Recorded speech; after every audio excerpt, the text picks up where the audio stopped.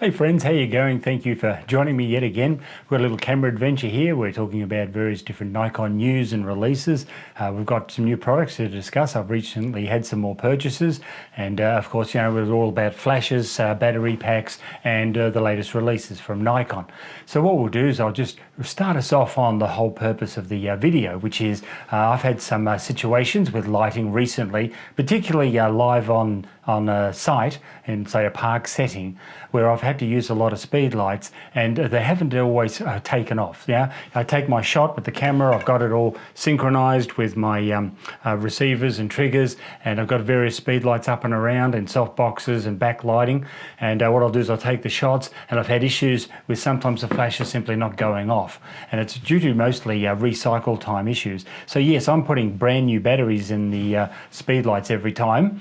The trigger ones tend to last a lot longer, maybe a month or more, because they're only a trigger, they're not actually flashing anything. But when these flash heads go off and they're at maybe high strength, half or full strength, the batteries tend to take quite a while to recycle for the next shot. And what it can do is, if you've got several speed lights set up, forward light and backlighting, what can happen is, of course, they don't always sync in their recycle time. So you might think, okay, this one's ready, great, you take a shot, the forward one goes off, then the back one's lagged behind and hasn't ignited. So I found that quite exasperating, and I had to find a solution for it. So one of the solutions was that I got rid of some of my older speed lights, because some of them were a little bit intermittent. Some of them had been dropped once or twice. And look, these Nikon speed lights are super tough. You know, they last a long time. They're very robust and professional, but nothing can survive multiple drops and knocks onto the ground. And I think some of them have just become a little bit poor on their electronics. Sometimes it's the battery door, etc., or so on. So I thought, well, rather than just keep risking them not igniting and disappointing myself in the shots from time to time. I mean, I'll always take multiple shots until they do all go off. I'll double check. But it's just an exasperating situation on the day. You've had that perfect expression, all the lighting was just right, scenery is great, you take the shot and the damn speed lights don't go off. It's very annoying. So I did get rid of a few of the speed lights, and I purchased recently some new replacement versions. Now, as you can see here, I've got quite a lot of speed lights with me just on show here. There are 3 Nikon lights here. You'll see 2 900s and SB 500 down there in the front, and then over here I've got a demonstrator here of a Nikon 900, SB 900, and then on this flash here there's also an SB 910.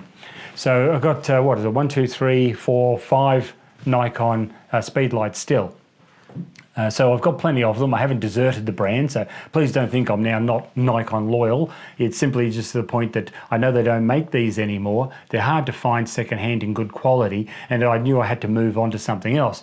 Now, I wasn't overly impressed with the new Nikon SB 5000 model. I found that was really no better than any off-brand Chinese speedlight as far as I was concerned. So I've sort of given up on the idea of continuing on with Nikon. Once these ones do give the ghost up and they retire, well, then that's fine. I'll just stick with my new brand and continue with that, at least for the time being, and I'll give them a good run and see how they go. So what is this new brand? Well, the new brand here, as you can see around me, is this Yongnuo brand. Now, I've had these triggers. If you see the Yongnuo label on these triggers, I've used these triggers for a couple of years now, and I found them very reliable. So I thought the brand is worth a try. So it's the YN968N11 I'll put it up on the titles just in a second. And the reason I've gone with that one was the top of the range of that brand. And I do believe this, that if you're going to buy a brand of anything, don't buy the cheapest version and make an assessment based on that, because you're most likely going to be disappointed. It would be like, even with a wonderful Nikon product like a camera, if you went and bought the cheapest camera that they build and then assessed the entire brand off that, well, that would be a little bit unfair on Nikon, wouldn't it? So you've got to give it a fair chance. So I thought, no, if I'm going to buy some speed lights, I want something that's sort of in the league of the SB 900, 910 range. And that was the top of the range one they had, and I'm so far very pleased with their performance. I'd say their strength and power is every bit as good as the Nikon SB 900s. Just whether their longevity and durability is the same, well, we'll have to wait and see. But the beauty of these things are they're quite inexpensive. They're around half the price. Even their top of the range version is half the price of a Nikon branded one. So therefore, if they do damage or break down in any way, I can of course just throw them out and buy another one because they're more affordable to do so. That's not something ideal I'd want to do. That's why I bought the top of the range version. I'm hoping this is quality and going to last some time. But certainly very happy with the configuration of them, their performance. I'm very much liking their menu pattern. When I turn it on and I go through the menu system, the menu is very easy to read and quite good substance and quality, and there are plenty of options. I've also been very fascinated by a little feature they have, which is almost identical here to the SB 500, and that is this. The SB 500 here has a little LED light panel. You can see it here. I'll turn it on, and you can see the thing work. So what's the point of that one there? Well, the LED panel is great when you're doing a little bit of video. If you're doing a little selfie or something, you want some light, that can be very useful. But this is quite a weak and powerless version, the SB500. It has some functionality, but it is only a 2 battery unit, so proportionally it's of this strength. Whereas this one here, these units here they're 4 battery units.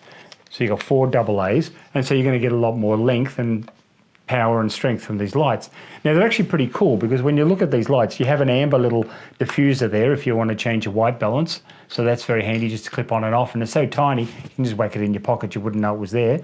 You have a built-in diffuser panel, which is really cool. So just like you have in the front, you've got a pop-out diffuser here. That's quite commonplace, but you've actually got a little built-in diffuser on the front of the light. So I reckon that's a great option if you want to do that. Now, how does it work? Well, we just turn her on there, and you'll choose to press this button here on the side, and as you can see, it goes off, and you can adjust the power levels on your little wheel here to make it as strong as you like. And as you can see here, as I rotate the little wheel at the back, it shows me the battery strength level going out to that LED light. And that's quite a chunky little light there. That's really punching out some power. So if you wanted to do any sort of a video work with this, well, you actually could. And I think that's a great little accessory to come with it. So, am I going to use that all the time and consistently? Well, really, probably not very often because I have a heap of studio LED lighting. But on the pinch, when that's the only thing I got, it's something, isn't it? And that's pretty handy. Another interesting feature with this light is, and I know it sounds like a bit ridiculous, but I thought it was quite interesting concept, is that you can use that light if you lose something on the ground. So very often you drop your keys or a battery or something, a little battery door or something like that. And it's a little black object on a dark ground. It's hard to find. It's a handy little torch to have, and it's certainly a lot stronger than your little light on your mobile phone. So if you're needing a light in the pinch for any sort of a reason, that'd be handy to have with you, wouldn't it? So it never hurts to have an accessory. And this top of the range version just happened to have that, and I was pleased to have that inclusion in the kit. Now I've got 5 of these, and you might say, Mark, you've already got 4 Nikon lights. What are you, mad? What do you need another 5 of those for? Well, really, I use them for backlighting, these new lights. So what I've got here, as you can see behind me here, you see 2 speed lights set up here with little gels, and I'll put coloured backlighting in there, whether it be amber, blue, red, green, whatever the occasion is at the time, and I use that for backlighting on the subject. But I don't just have 1 set of those. You see, I have 2. So here's the second backup identical set, and I'll often have one on the left, and then I'll have one on the right, and I can have a different colour in every little panel if I wish to, or I can have a massive amber glow in the back if I want to simulate a very dynamic sunset. So it just gives me a lot of options. When you've got so many lights and triggers, you've got choices. Choices of colour and choices of power, depending on the situation and what you need. So that's why I bought so many, and it's also nice to have a couple of spares in the cupboard. So if there is a failure and it's maybe simply a menu issue that you've not noticed, you press some button and it's not functioning, well, if you've got a 1 spare, you can just pull that on, swap it over, and it's right to go because you've already checked that previously, and you don't have to sit there flustered trying to run through the memory, the whole menu settings, trying to work out what you've done wrong. So that's just the luxury I have. I'm not assuming everybody will have that option, but I am fortunate to have a lot of speed lights, and I encourage everybody to have as many as they possibly can because they're incredibly versatile. Now I'm just going to put up a demonstration of some softboxes just to illustrate to you that having multiple speedlights can be very versatile and interesting.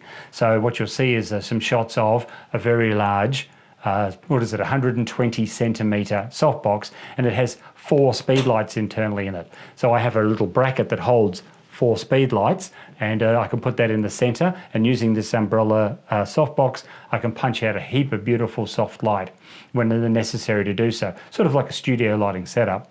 But then we can compare that, and I will show you, with a smaller softbox. So I'll have a softbox with just 2 speedlights in it, and they'll be bouncing around that softbox with a diffusing panel, and we'll see how that light looks in comparison. Now I'll have that in a little bit closer, but it is a smaller softbox.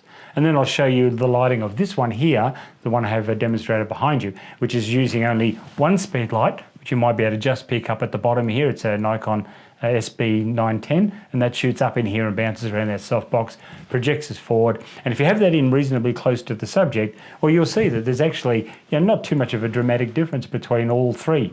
It all depends on how close you can get in, how broad and soft you actually require the lighting, and also the outside situation. So let's say if you're in a controlled environment like a studio, you can have that massive big softbox and maybe even a second one to the side and some lighting at the back wall, and you can really embrace that room in light and get a fantastic effect with beautiful soft lighting. But if you're not got the luxury of being in a studio, you're out in a park or on an occasion or a festival, then sometimes something like this can be really, really useful. You just got to bring it in a little closer and turn down the power a bit proportionally. Now, being it's smaller, you can actually get it in pretty close and still get a photo around the side of it. So that can work really well. So I'll show you those images, and I hope you find them interesting. I did notice it was quite fascinating that the differences between 4 speedlights in a very big softbox and 2 in a smaller softbox really wasn't that big a deal difference. Oh yeah, there is a difference. But for the cost saving and space saving, that's actually a pretty good option. I'd actually give that a double thumbs up.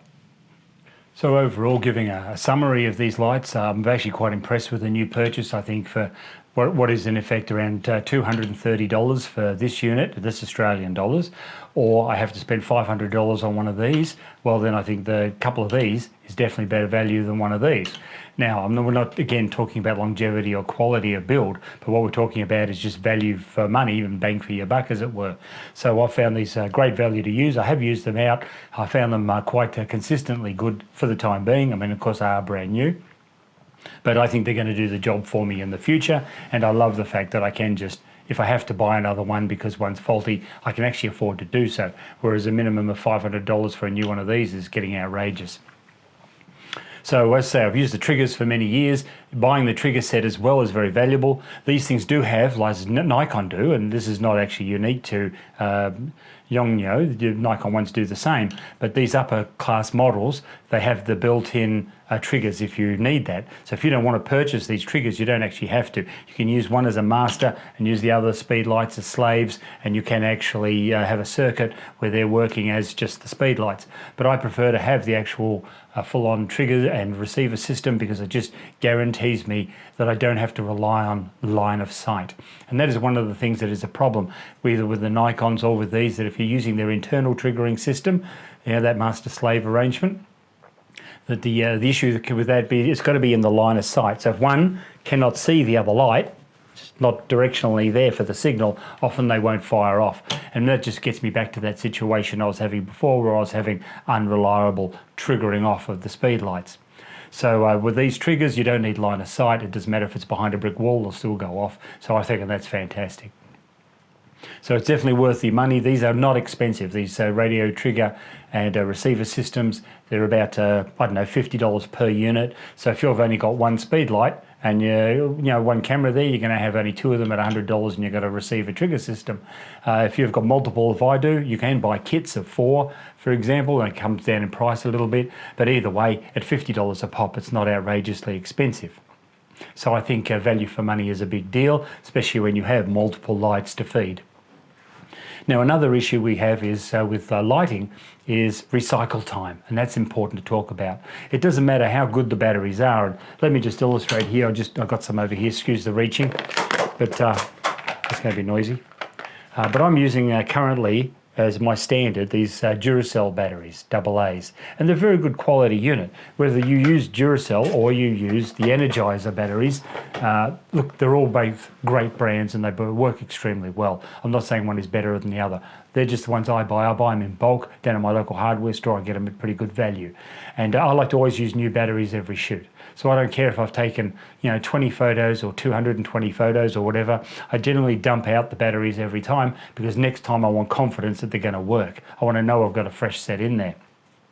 And that was very important, particularly when I was relying solely on the batteries in the units, because the recycle time was pretty poor. It was somewhere between 4 to 6 seconds. And if you were trying to get a lot of shots out in a hurry, you were very exasperated and frustrated. And as I said, there was that syncing problem where sometimes this one recharges before and recycles before another one, and it's very hard to get them to sync. So I found that no good. So what I've done to fix that problem is not buy more batteries, because more batteries wouldn't fix anything. It doesn't matter how many fresh batteries you've got, you keep chucking them in even 10 times a day, it won't change the recycling time, because it has about a 4 to 5 second delay as soon as they're fresh and new. That gets worse over time, but it doesn't improve just because you've got new batteries in. So the only way of fixing the recycle time issue is having an auxiliary battery pack. And that's what we're going to talk about now. So I've got 2 auxiliary battery packs here that I'm going to talk about. Again, these are things I've recently purchased. These are not gifts. You know, I'm not sponsored. When I talk about brands, this is just about brands I've chosen to buy because they suited my circumstance. It doesn't mean it's perfect for you, but I found them good and I'm happy to recommend them because I've experienced that they work. There's no kickbacks or benefits for me. So I've got 2 systems here, and I'll just run you through them and why I use them. But let me show you on the back here, because I've got these back rigs up here of lighting here, specifically to illustrate which ones I use for what purpose. So just let me take my eyes off you for a second as I turn around. You can see here we have the Pro Pack from Godox here, which of course is this unit here, and it's a very good system because it has 2 connections. So the battery is like divided into 2, and I can now power with this auxiliary lithium-ion battery, both of these speedlights up here, and it's powering the head. So understand, when I talk about powering the light, I'm talking about not powering the electronics inside the unit. You have to still put the batteries in, the 4 AA's, to power the electronics. But that's all they're doing. They're not powering the flash head at all. Once you connect your battery pack to this item here, this battery pack now is firing off the flash head. So now it's pop, pop, pop, pop, pop from this, not from these. And that's an important thing to realize and understand what's going on. So in this illustration here, you can see I've got a pack and it's set to the tripod. You've got the 2 cables and I've got 1 each to each speedlight. So now, even though there are 2 speedlights, I only need 1 battery pack, and that's extremely convenient for me because I never have to worry about the batteries running out. That will last all day. I'll get 600 full power flashes, maybe 1,000 half power flashes out of it. And the recycle time has now gone from 4 or 5 seconds down to 1 second, maybe 2 seconds.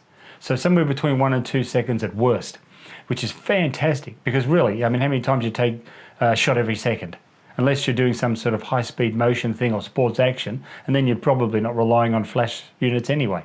So what I found with this is it's great for doing any sort of a wedding, festival, or portrait setup where you may spontaneously think, that was a great shot, but I immediately want to take it again because I want to have a backup shot to make sure the person wasn't blinking or there wasn't something in the background or a fly on their cheek or something, you know. Things happen as you're out and about. So if you want to take a couple of shots, you want to go pop, pop, pop, pop, and take those shots. You want to make sure those lights are going off every time.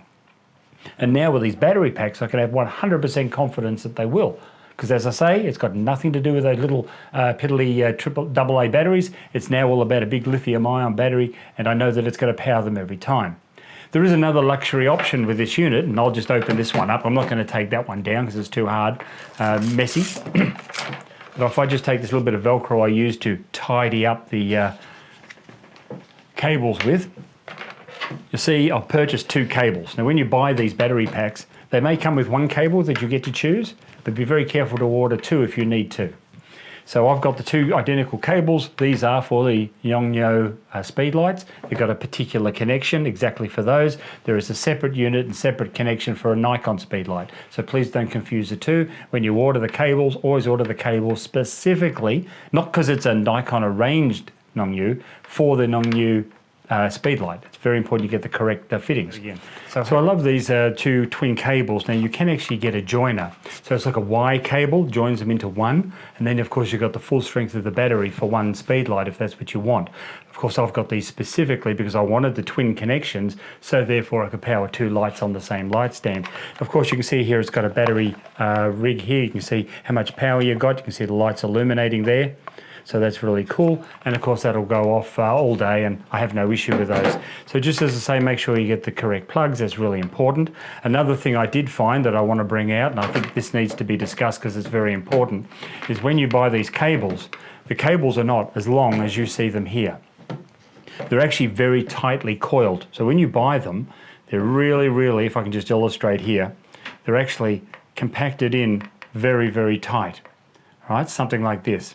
And what happens is, of course, you don't get much length. You've only got a few, maybe up to a meter of stretchability. It'll spring a little bit, but they're very compacted. So what I did with mine is I stretched them out over the table using some clamps and using a heat gun. That's what you use for electronics when you want to shrink some plastic over some electronics to seal it.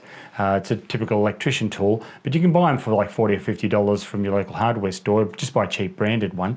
So I get this heat gun and I just run over the cable and gently stretch it out and expand it. And I end up with something I can now have for 2 meters in length instead of 1 meter in length. So it's not a difficult process. Just be careful not to overheat the cable. You will see as you're heating it with the heat gun, and it's like a little hairdryer if you like, just a lot hotter. And it'll just start to expand. As it starts to expand, you just move to the next segment, heat it up until you see it start to expand. Again, next segment, heat it up, you see it start to loosen and expand. And then you can have a lot more stretchability and length of the cable. Now that's terrific when you've got a light up really high and you want to have the battery pack down low for a bit more counterbalance, and also so you can read the dial and check its battery level and so on. If the power pack is right up high with the speed lights, it'll work, but you can't see anything and you can't make any of the checks that you want to do. And also the counterbalancing is really high, and that's dangerous for toppling over. So because there's a little bit of weight in these, have them down low and use them as a counterbalance. Just stretch out the cable so you can have it at any length you want. The other thing about having the longer cable is, see here that they have a little belt buckle that you can put it on the side of your belt and hold it to your hip.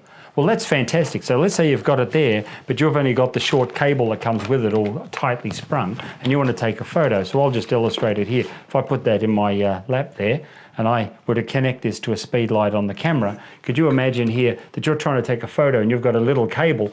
Oh, you know, it's a bit hard to get up and down, and you could be popping it out because of the tension. So by stretching the cable up, I can now have the camera anywhere I like, and I don't have to worry about putting any tension and stress on the cable. It gives me a bit more flexibility. So I just thought that that was a good option to stretch out the cable. I just wanted to bring that to people's attention. The other option we have, and I've just spoken here about the Godox Pro Pack, which is a terrific little unit. We also have a different version here that I use here on the single light. So this is just for a single speed light, and it's no less efficient, I can assure you. I've stretched out the cable on this one as well, just to show you there, so you can see that also works. This is specifically a Nikon related pin, because I'll use this for that Nikon light mostly. And if I just open this up, it has a great little pouch which makes it very easy to attach. It has a little belt strap. You can see here the holes through there. So what you can do there is strap it to your belt on your side of your pants there, and that'll be nice and tidy and with you all the time. So if you've got this plugged in to your speed light on top of your camera, that's very flexible, and you've got a lot of movement and motion. You have that wherever you like without it being tight. So this is a great idea, but this one here a little bit different to the Godox one, and this is actually using AA batteries rig. So that was just a good option as well to have. I thought it was something interesting and different. So let me just pull it out of its little pouch. So don't lose the pouch. The pouch is actually a great little item. But the actual unit here is the Edelin battery pack. And as you can see here, it has a little gauge. You might be able to pick up the little orange strip there with the red light showing when it's on. And you just hold it down long enough, 3 to 5 seconds, it goes off, do the repeat, and it comes on again. Now I've got it off right now, and I'm just going to show you what's inside it. So you actually pull out this little slip here, and you see you have the battery pack in here. And they're all these AA batteries. But you notice it's not just 6 AA batteries, it's 6 both sides. That's 12 batteries. So all right, you've got to buy a lot of batteries, that's true. But the beauty of this one is it's the portability and the availability as well.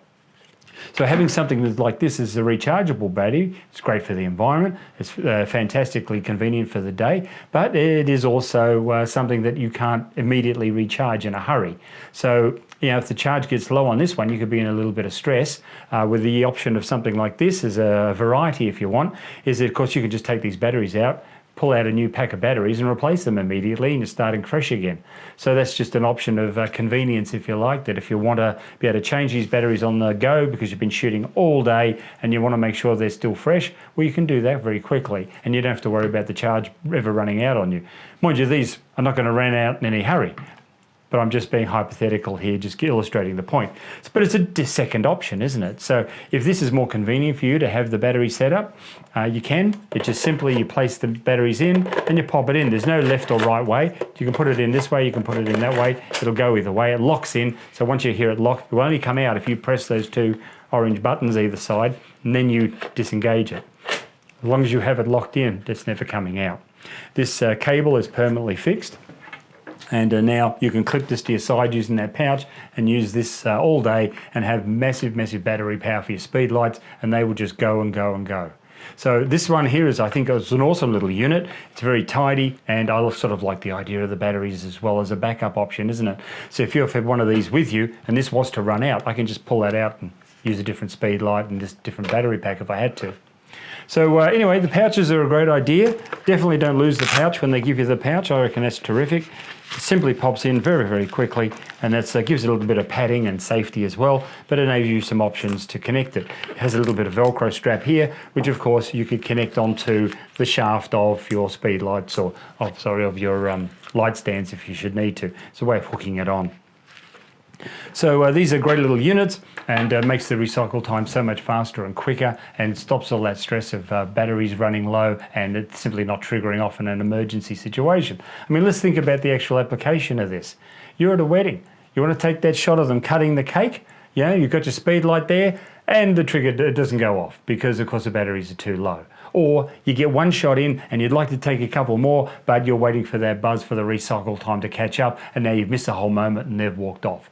Where if you have something like these kits here with you, the flash is just going to go off all the time repeatedly, and you'll never have to worry about missing a shot with your speed light. So they're valuable, the best $150 you're ever going to spend. So friends, here we have the two speed lights here. We have the product here, which is the Yongnuo, and we also have the Nikon SB 910 here. And look, personally, I think the lights are very equal and very capable mutually. I have a Godox battery pack here, and we have the Andalene one there, and I think we're just going to give them a little shoot and see how they go. Now appreciate here we've got a pack here that's a single pack for one speed light, and here we've got a dual system, and I'm using only half of the battery on this because I'm using only one side to power this light. So this one might be slightly reduced in performance, but it's not the point. The point is not, we're not comparing speed lights here. We're comparing whether the battery packs are actually functional. So let's have a little test run and just see about recycle times now that we actually have the battery packs connected to the speed lights. We'll see how fast and reliable they are. So I've got this on single shot, it's on full power, and we'll just see how many shots we can get out before it sort of has recycle issues, which I don't expect it will. So we're looking at an average of about a 1 second recycle time. Let's just see how we go with that. So I'm going to start shooting now. I'm counting them down to say 20. So we go 1, 2, 3, 4, 5, 6, 7, 8, 9, 10, 11, 12, 13, 14, 15, 16, 17. That's pretty good, isn't it? Now let's just try it a bit more rapid concession. So what I'll do is I'll do a dozen in as fast a concession as I can and see if we exhaust them. 1, 2, 3, 4, 5, 6, 7, 8, 9, 10, 11, 12. Well, I think they're doing very well. So even if they missed one out of there, I'm not sure if they did, but they're actually firing very, very well and recycling very quickly to full power. So I'm very impressed with their performance like that. I think that's magnificent. Now, if you're not sure what the difference is, like why don't the flashes just do that anyway? Well, let's have a look. All I'm going to do is I'm going to disconnect them, and we'll see how they perform when they're just on their own without a battery pack connected. So I can just pull that out. It's quite tight. I'll just turn off these battery packs so I'm not wasting power for no reason. There we go, that one's turned off, and this one again, we just pulled it down and it's off. Right, so they're definitely off and they're disconnected, and now we'll just try a quick sample. Remember, these were brand new batteries the AA's put in there, so they're actually quite fresh. Let's see how it goes now when I count to 10 as quick as I can. So here we go. 1, 2, 3, 4, 5, 6, 7. Oh, here we go. Now it's really intermittent and it's only working occasionally. So you can see I got maybe, 3 to 5 off without too much trouble. And then after that, it was very intermittent. And it was also, did you notice the inconsistency? You would have just heard it recycle then. But did you see the inconsistency? One would go, one wouldn't, one would, one wouldn't. This is the issue I was having when you're just relying on batteries alone. So I think it's really, really valuable to have these battery packs and have them connected and use them so you get absolutely a surety of your flashes going off at that crucial moment. So I just wanted to run you through those. I thought they were very exciting options and I'm very pleased with the purchases of them. Both the speedlights and the battery packs. I think they're invaluable tools. Something else I wanted to talk to you about very briefly was a recent purchase I've had, and of course I've got this little light here and you might see the little Velcro strip around it. This is the Nikon light, it's the SB 500, and it's a terrific little light. I have it for the camera I'm filming with right now, so I'm sorry I can't show you it on the camera that I usually use it for, but it's usually on the little retro style camera there, crop sensor camera. But what I do is I have that up on top, and when I'll illustrate it here, what I'll do is I'll just take this trigger off and I'll put it on this camera just for illustrations purposes. There we go, lock her on. And so what I do here is I like to use this as a little bounce light. You can use it as a forward light if you just tone down the strength quite a bit, and it does something. It's better than nothing, especially on the little FTC. So what I got here is a little diffusion panel, and I put some Velcro in the strap. So it has a like elasticized strap, but I found that would always fall off and not be very reliable. So what I can do here is if I point it straight up and I put this over, I can create for myself very, very fast, just put that over there, a little bounce card. And then therefore when I take my shots, I can make sure that I've got some sort of a diffused and nice soft glow of light. So I thought that's a much better system to have a little bounce card projecting a soft light. But you notice here that this is a very small and it's not a very big rig, and you can put that in your little camera bag. This speedlight is tiny, of course, and for when you want something just very small and compact, this is a fantastic little combination that you can just take with you in your camera bag wherever you go, and you can guarantee yourself some sort of reasonable diffused lighting. Now if I'm actually using the bigger camera and I'm using the bigger flashes, I'm going to be using a larger diffusion panel and bounce card. But when I'm not wanting to use the big one and I want something compact and small, this is actually a pretty cool little setup.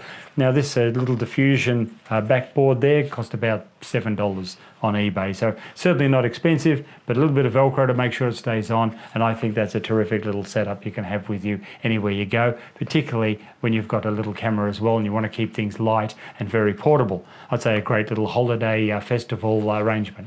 So I wanted to point that out because I think that's a terrific little unit and works quite well also.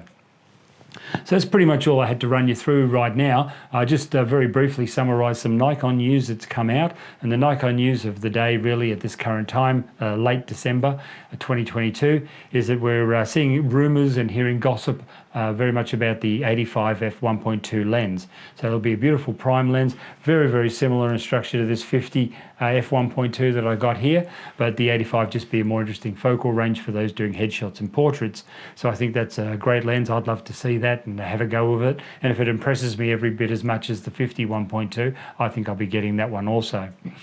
Should be about the same time of that release, come around say April 2023. There should also be the 35mm f1.2. Now whether or not that's something I want and I need it for anything, I don't know, but it's a great option for many, and I think that'd be quite interesting option to have as well.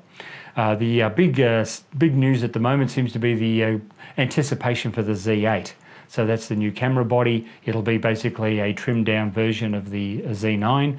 Z9 now is actually very available, and so it's the prime time to start releasing a camera like a Z8, which will be much a more modest structural version of the Z9. It won't be having all the features, of course, of Z9. It'll be a trimmed down version of that, if you like, but it'll certainly be a hell of a lot better maybe than the Z7 Mark II or Z6 Mark II is. So it'll be something in between the Z9 and the Z7, Z6.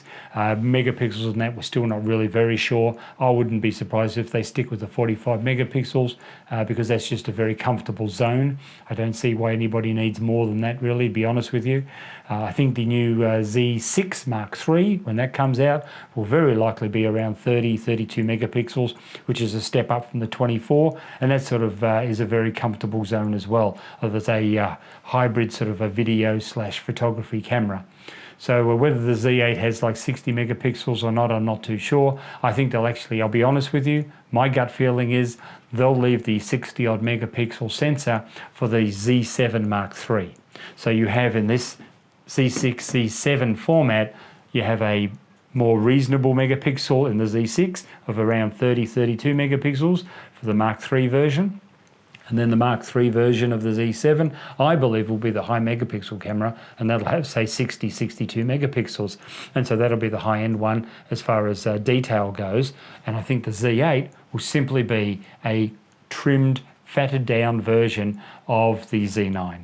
And that's my gut feeling. I'm not going to say any more because it's all speculation and just opinion at the moment, but that's where I believe that they will be going. So really that's all I got to summarize today with speed lights and lighting. Show you some pictures, of course, through this video. It's been quite a long one, but I have to emphasize how important lighting is. Lighting is not a joke. It's not an afterthought. The whole idea of photography is photos and photons is light.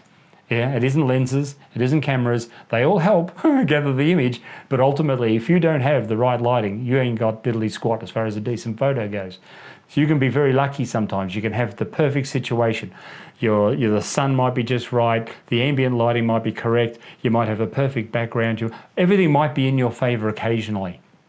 But to guarantee everything's in your favor every time, you need to be in control of the light, not the light controlling you. And so I'm going to leave you with that thought, and have a good afternoon, and I wish you all the best for your holiday season.